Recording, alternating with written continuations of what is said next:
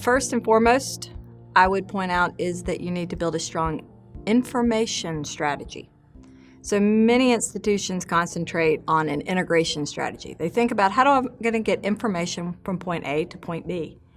However, if you think about it and turn that on its head a little bit and say, I'm going to build an information strategy or a data sharing strategy, now you start to think about that data through its whole life cycle, and it causes a discussion or enables a discussion with both the business and the technology providers on how data moves through the system, thus enabling business.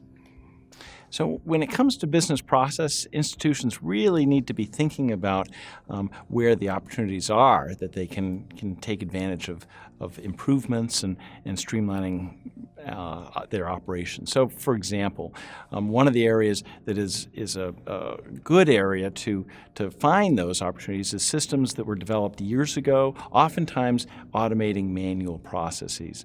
For example, we worked with a client this past year that was a large institution that had processes and operations systems designed around their graduate admissions program that had been largely automated manual processes from years ago. And we had a small team working with a client team that actually was able to assess those current processes, redesign those, save over 60% of the time and effort and tasks in addressing those same graduate admission processes using current technology capabilities, using more streamlined principles for how they managed information, produced reports, and worked with people across the campus. And it was a significant savings right there. And it all stemmed from looking at systems and processes that really were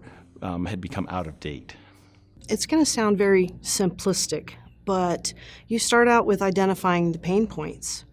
And this can actually be really difficult for institutions, not because they don't know what they are, but because it's typical and to some extent human nature to play the blame game. So the last thing anybody working in a business unit in the trenches wants to do is be the person who identified a pain point, or perhaps because they identified it, maybe be blamed for being the pain point, right?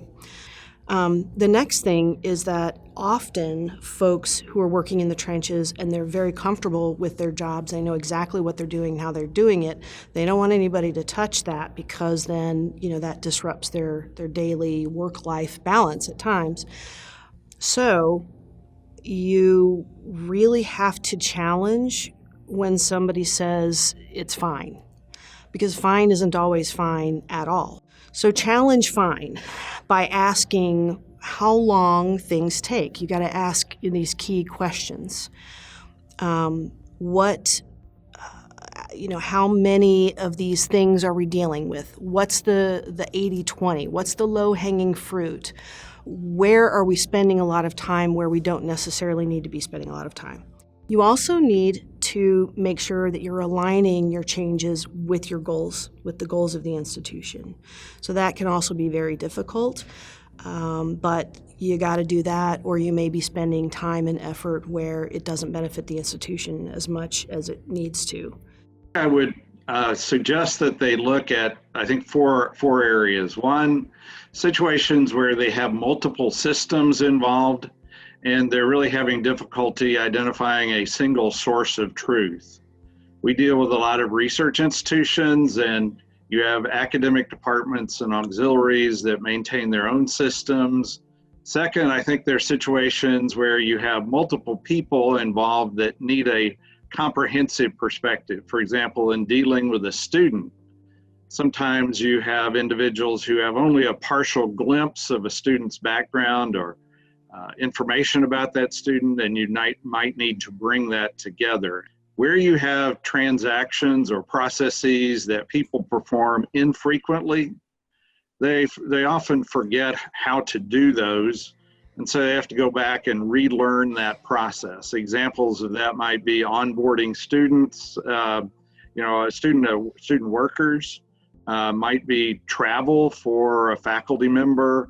And then finally, there are those situations where you have repetitive tasks that need to be done fairly frequently, and those tasks don't change. And in those situations, like allocations or reconciliations, there may be opportunities for automation and process improvement.